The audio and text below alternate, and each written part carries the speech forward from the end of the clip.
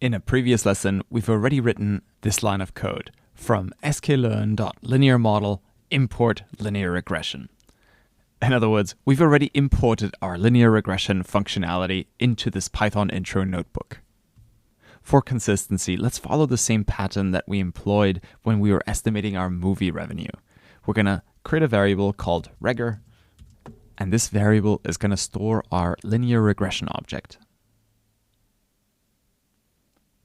To run our regression, all we have to do is call the good old fit method.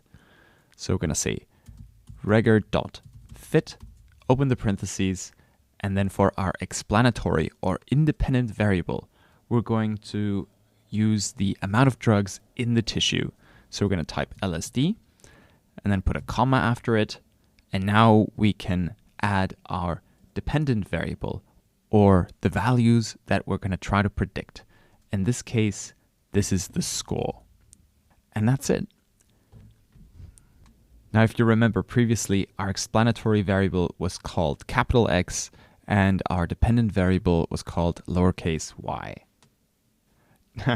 Now remember, our scikit-learn's fit method essentially computes the parameters of this equation.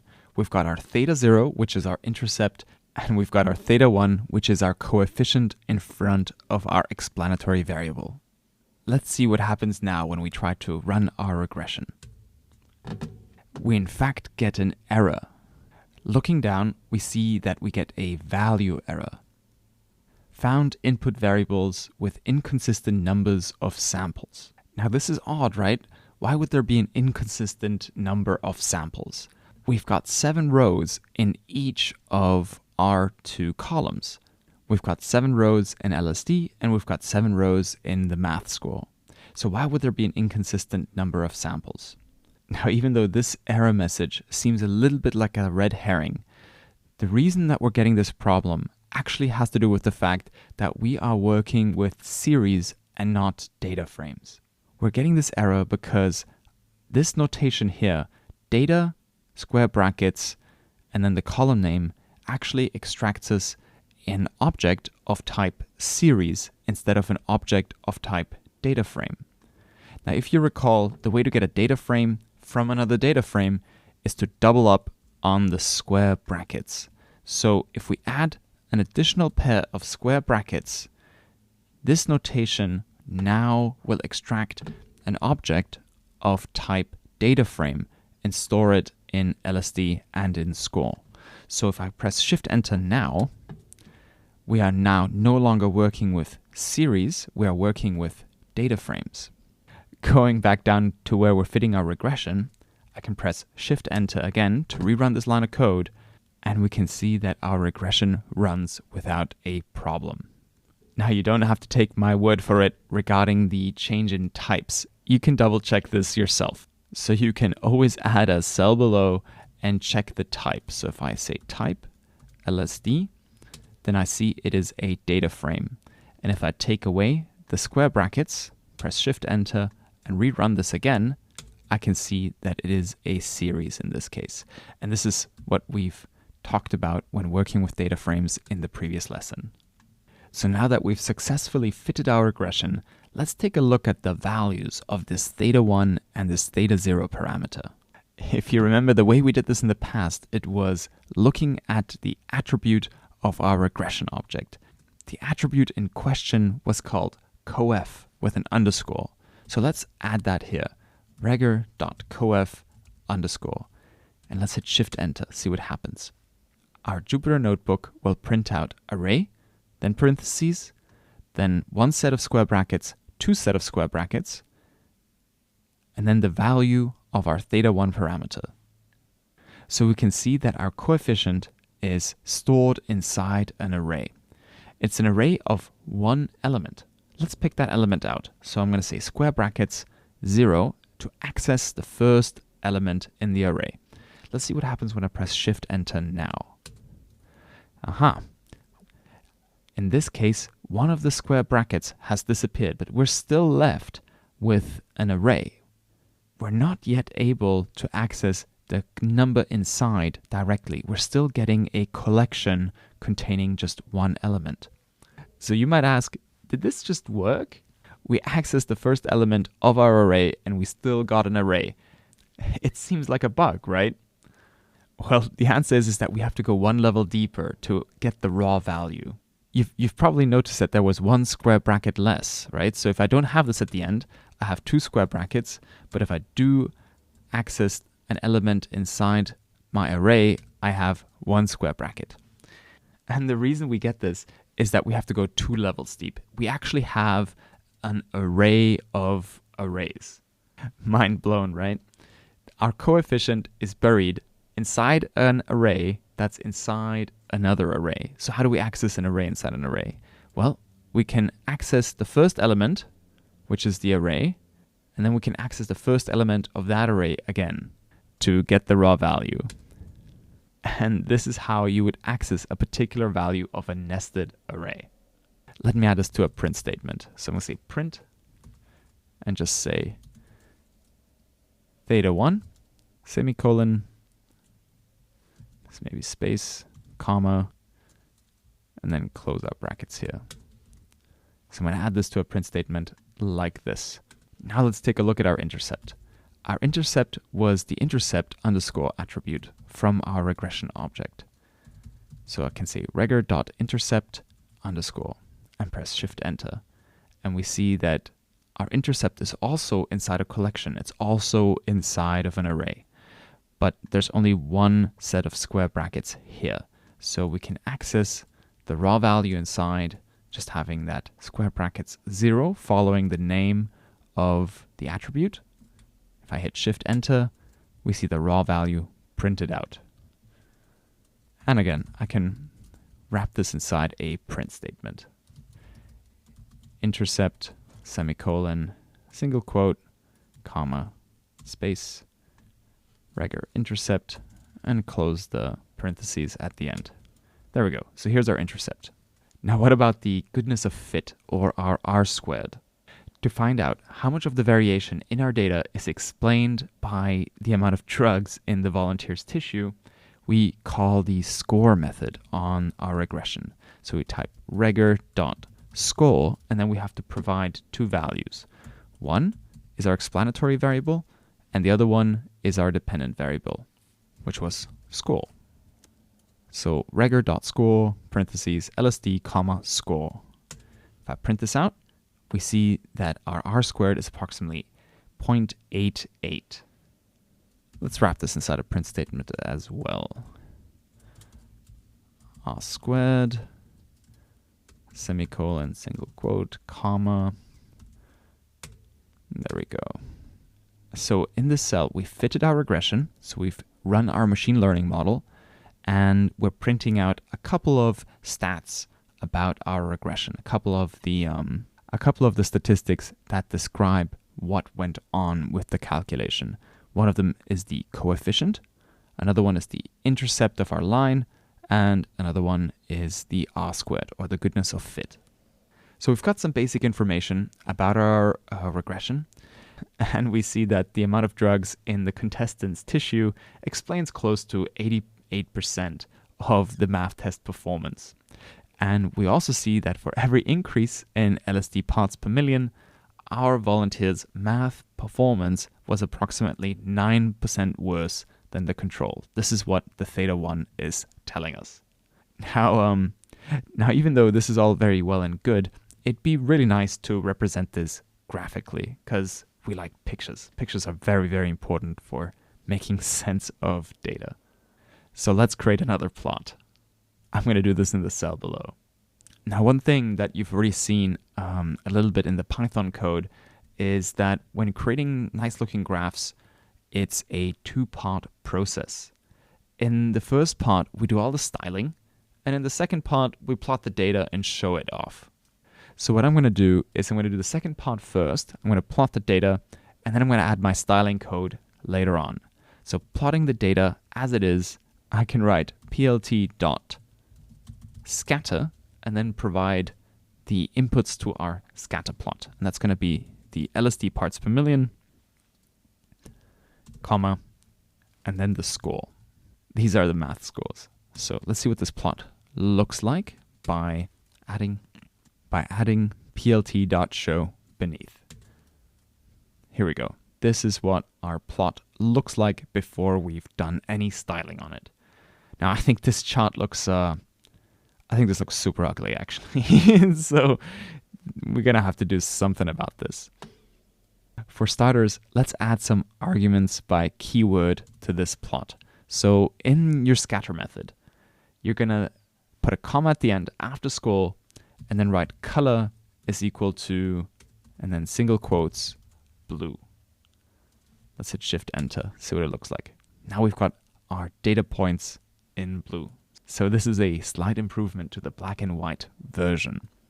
Now we don't have many dots on here. We don't have many data points.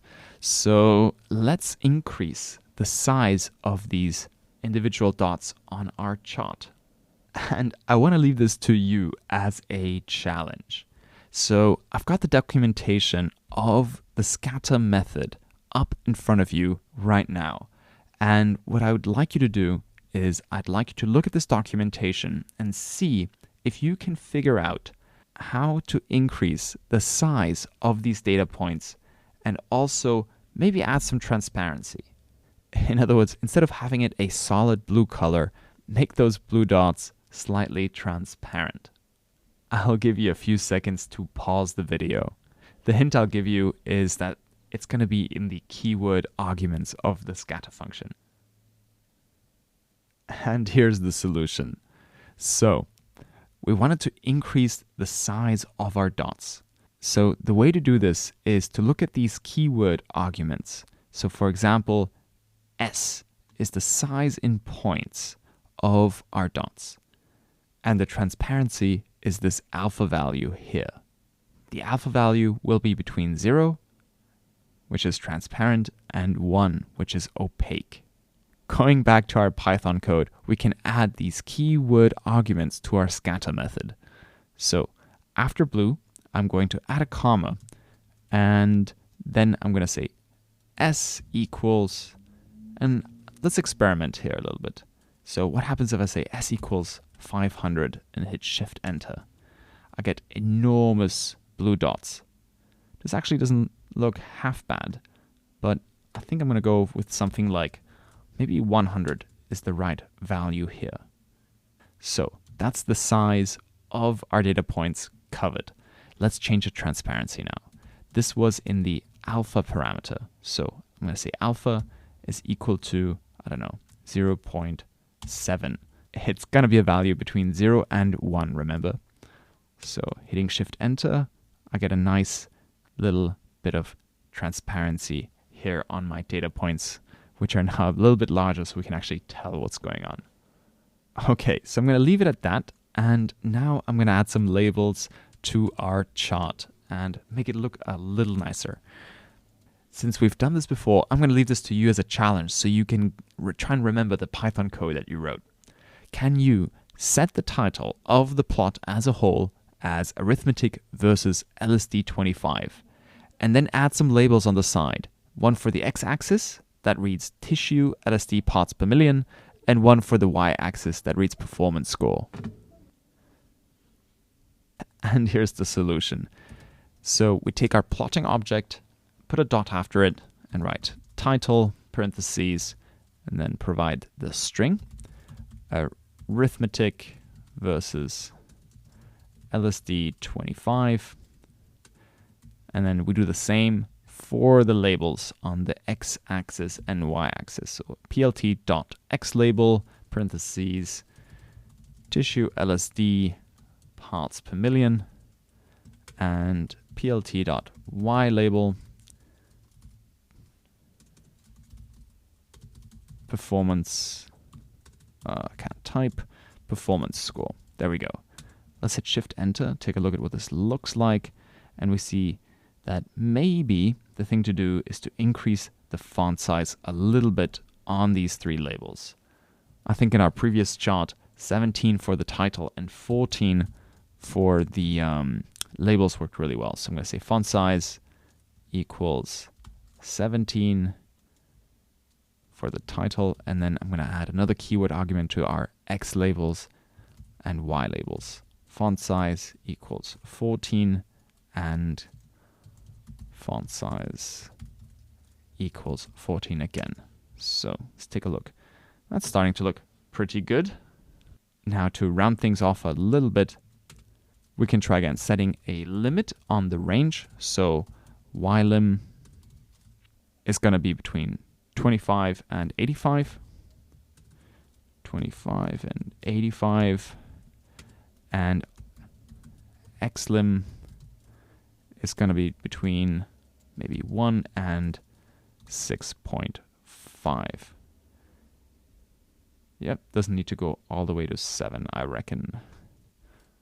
And for the style, maybe plt.style.use. And then we can choose our good old friend 538. Let's hit Shift Enter. Apply the changes. I don't think that worked. Let's try again. Okay. So here we go. This is how it would look like with our styling as it is currently.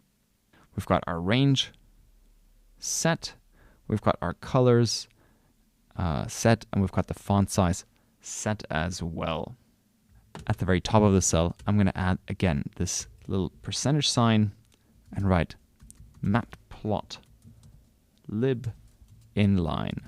And what this does is it tells Jupyter Notebook to export this graph as it is when we say File, Download as Notebook. So there's really only one thing left to do, which is plotting our regression line on here. Because at the moment we've got our data points, we've got our chart nicely formatted and looking good. All we have to do now is plot our predictions from our machine learning model on here. So our machine learning model will have a prediction for every level of LSD tissue concentration in the dataset.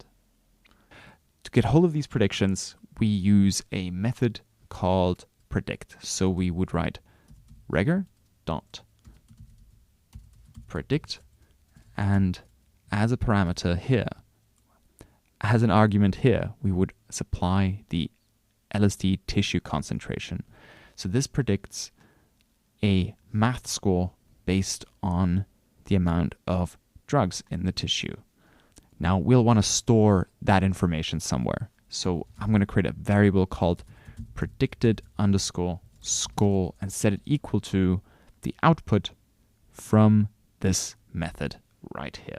Now remember, you got to press Shift Enter to actually run this cell.